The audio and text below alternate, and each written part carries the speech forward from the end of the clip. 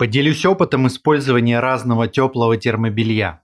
Классика езды в холод – плотное флисовое термобелье, сверху всесезонная мотокуртка, возможно с подкладкой из Gore-Tex и сверху дождевик, который нужен не столько от дождя, сколько от ветра. Рабочая схема, но я от нее отказался. На слой куртки мы особо повлиять не можем. Есть, конечно, зимние непродуваемые модели, но в них жарко в теплую погоду и не снимешь в дороге. А одно путешествие – это, как правило, широкий диапазон температур. Самое важное, из-за чего я вообще решил ролик записать, стоит отказаться от обычного термобелья. Если искать теплое термобелье второго слоя в обычных туристических или спортивных магазинах, 100% будет плотный толстый флис, либо что-нибудь с шерстью. В мотомагазинах вообще только базовый слой продают бесполезный в холод. В обычном флисе, если ходить, жарко, поэтому для большинства активностей его достаточно, но на мотоцикле даже плотный флис продувается. Я перешел на мембранное термобелье и уже очень давно не надевал ни дождевик, ни подкладку из Gore-Tex за ненадобностью.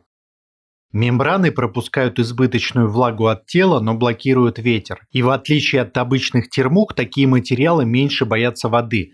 Во всяком случае, средний дождь под курткой держит, и если нет затяжного ливня, смысла дождевик надевать просто нет. Нужно смотреть на мембраны Polartec Windblock, Gore Windstopper, Gore-Tex Infinium и объединенную технологию Infinium Windstopper. Она применяется для термобелья. Ткани можно определить так. Если дуть в ладонь через обычное термобелье даже очень высокой плотности, все равно будет воздух проходить. Если дуть через термобелье такой же толщины, но с мембраной, ладонью дыхание не почувствуешь, хотя внешне модели ничем не отличаются. Возможно, кто-то сталкивался с перчатками или воротником, где используются эти мембраны.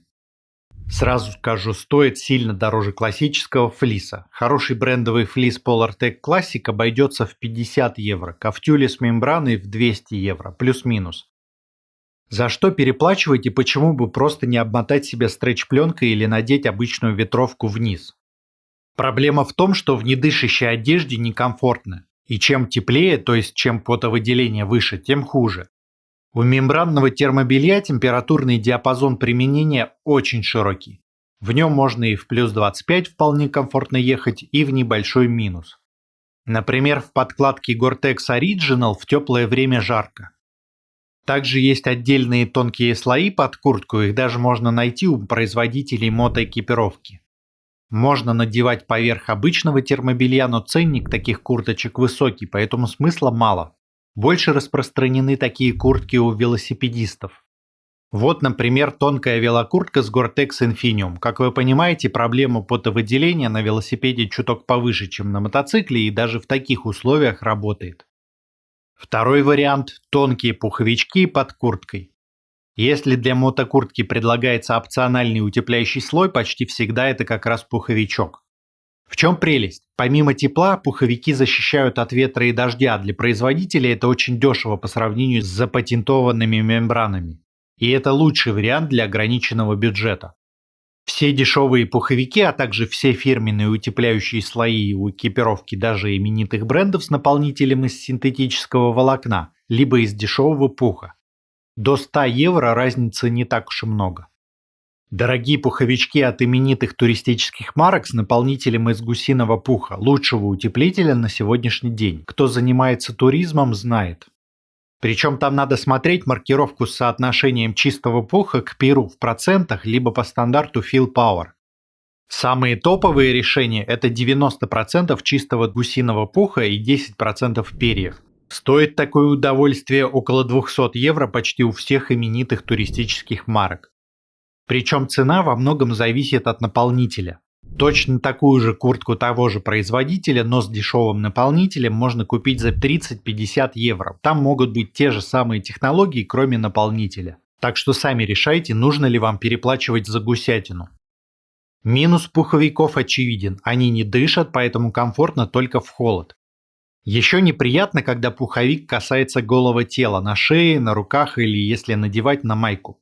Заходишь куда-нибудь в помещение, сразу мокрый. Под пуховик лучше базовый слой с длинными рукавами и высоким воротником. С термобельем такого нет, можно хоть на голое тело надевать. Я много путешествовал как в мембранном термобелье, так и в пуховичке под курткой. Чисто по теплозащите в холоде разницы существенной не увидел. Я говорю только про топовый пуховик из гуся, конечно, и то он кажется чуть-чуть холоднее, вероятно, из-за гладкой поверхности. Обычные пуховички гораздо скромнее защищают от холода, но все равно лучше, чем обычное термобелье. Есть жирнющий плюс у пуховика. Вот упакованный пуховик. А вот упакованное теплое термобелье. Когда я еду путешествовать и точно знаю, что будет холодно, я надеваю термобелье. За счет большего температурного диапазона и комфорта с прикосновением к телу в нем ездить приятнее. Если же я путешествую в тепле или холодный участок не будет доминировать в дороге, на всякий случай беру с собой пуховичок, который не занимает много места. Теперь про термобелье с подогревом. Я покупал 2 разных комплекта на пробу, у всех сама термушка так себе. Очевидно, что это не нанотехнологии, а просто дешевое зимнее термобелье с унылыми качествами. Оба комплекта были полупродуваемые, как обычные плотные кофты без затей. С другой стороны, в этой терме жарко в тепле, как в пуховике, температурный диапазон узковат. И батарейку сильно ест. Пауэрбанк, которого хватает на весь день для постоянно включенного айфона в режиме навигации, съедает примерно за 3 часа в случае одной только термокофты. Эффективно можно использовать только с возможностью подключения к мотоциклу. Еще один неочевидный способ использования на ночлеге. Надел или просто положил под себя такую термушку в спальнике или под одеяло в номере и быстро пригревает.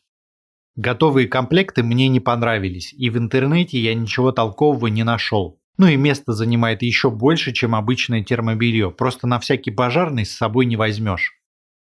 Также продают отдельные комплекты панелей, которые можно нашить к своей одежде.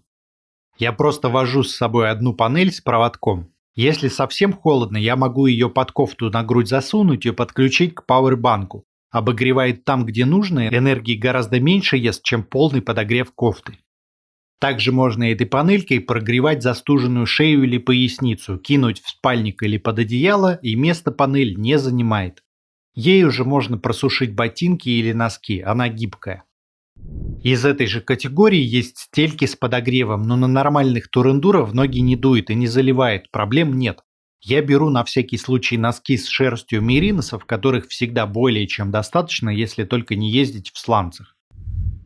На этом у меня все. Потом расскажу про одежду для путешествий в жару. Тоже много подводных камней.